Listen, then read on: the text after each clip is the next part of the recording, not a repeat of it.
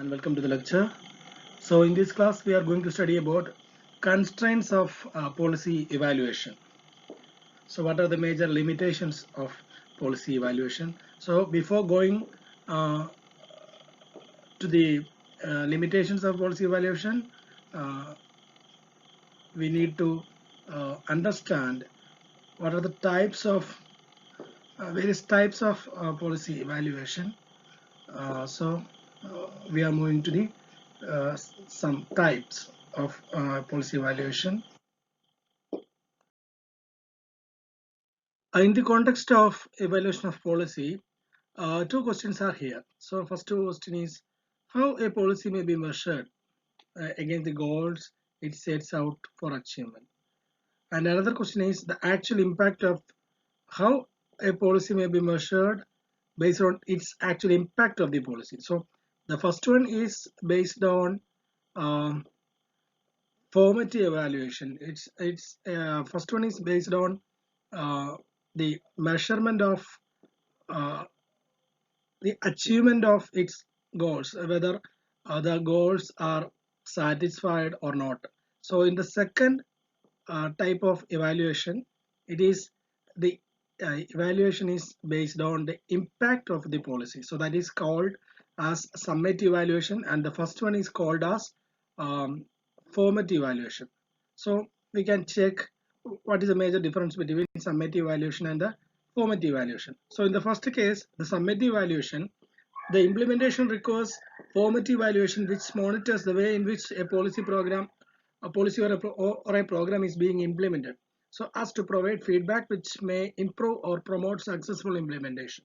So it's a evaluation during the stage of implementation. It is the evaluation is uh, being carried out by during the process of policy implementation.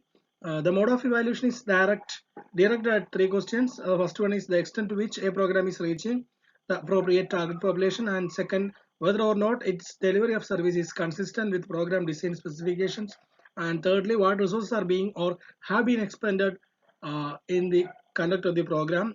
Implementation evaluation is conducted with a view to ascertain the worth of a policy implementation. So this kind of evaluation is carried out because the to understand or to ascertain the worth of a policy implementation when the policy implementation is already in uh, in the implementation stage. So in the second summative evaluation or the impact evaluation stage, evaluation is done at the post implementation phase of the policy cycle. So after the policy implementation, the policy is evaluated. It is to measure the impact of policy on the target groups. It seeks to measure how the policy program has actually impacted upon the problem to which it was addressed. So for a particular group of people, or maybe a targeted group, the policy is implementing the policy is implemented to uh, to achieve some goals and to satisfy or to gain uh, result by considering a set of people or set of an area. So that is a targeted people. So it involves the role of impact assessment, and impact evaluation is an effort to ascertain whether the policy program actually had the impact the policymakers intended. The actual intention that is made by the policymakers in the policy, whether it is uh, achieved or not. That is the major mm, major aim of the summative evaluation process. Okay.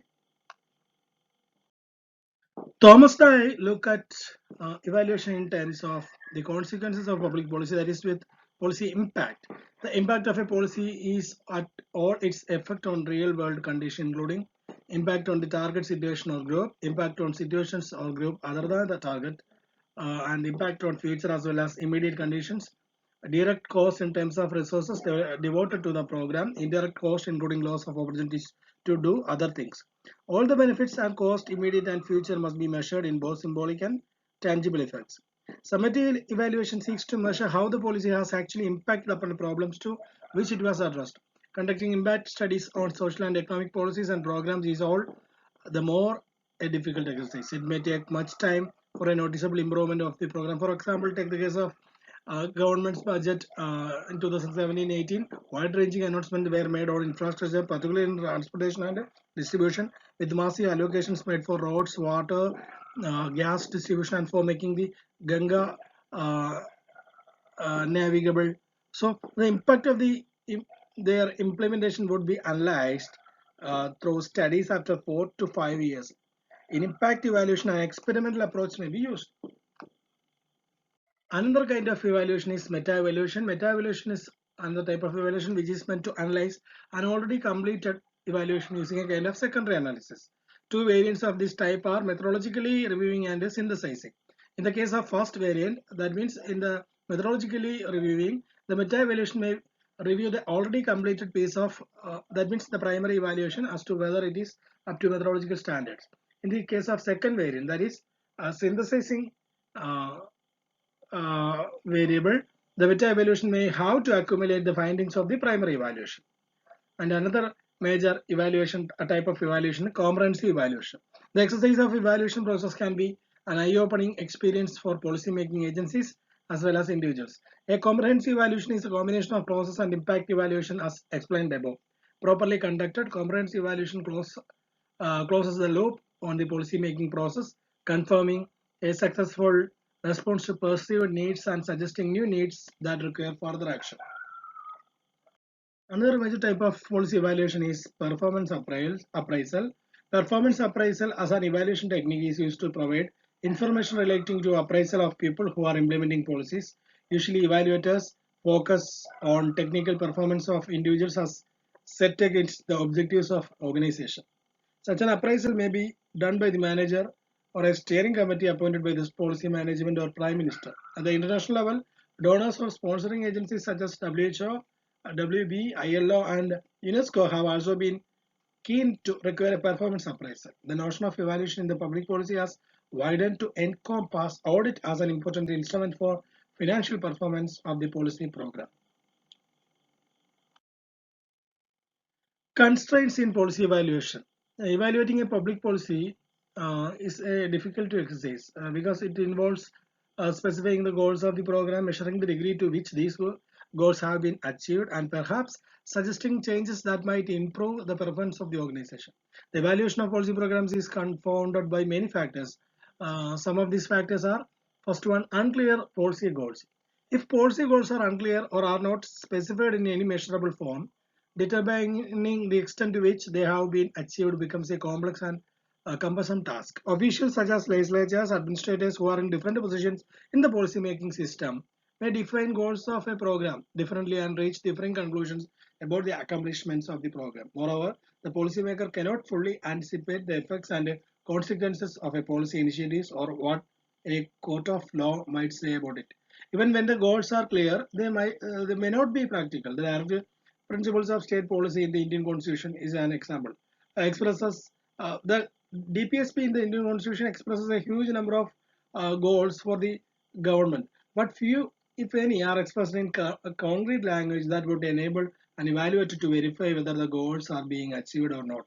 Specifying such goals and putting them into effect would require further political action within the organization. The specification of goals may also lead to the division of responsibilities.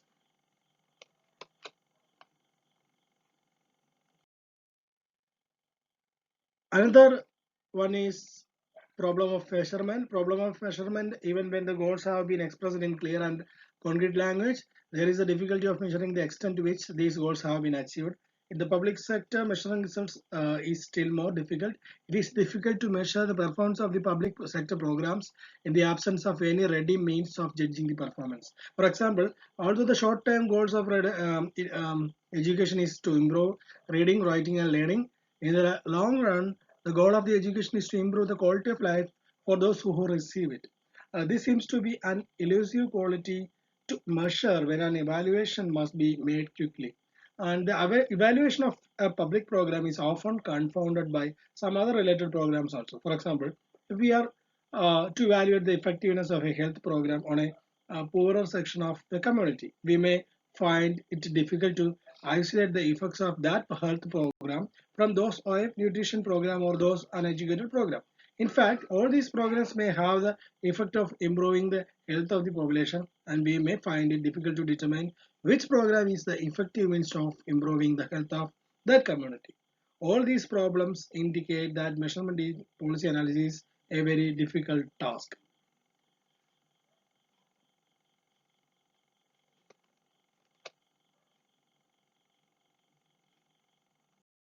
Another major limitation is problem of targets.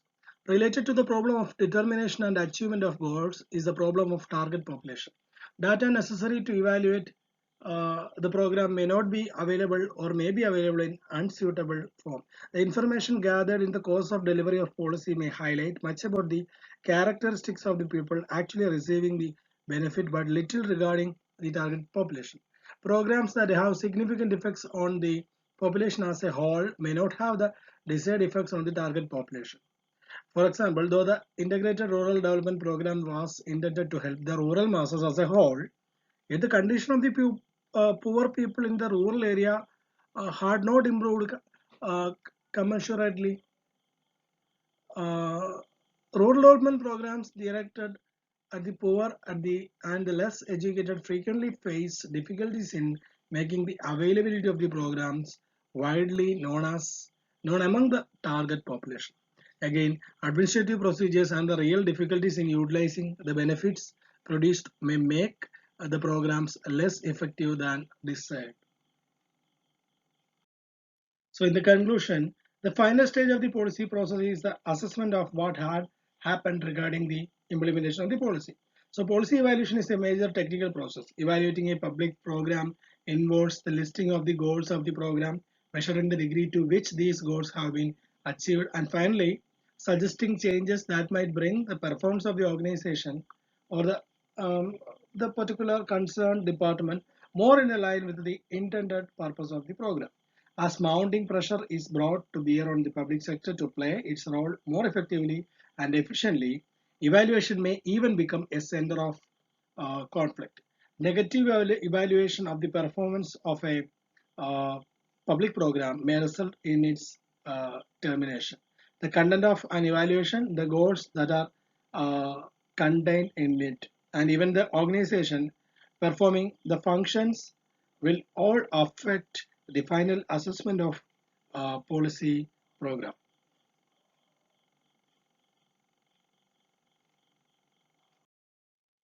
So these are the references and thank you.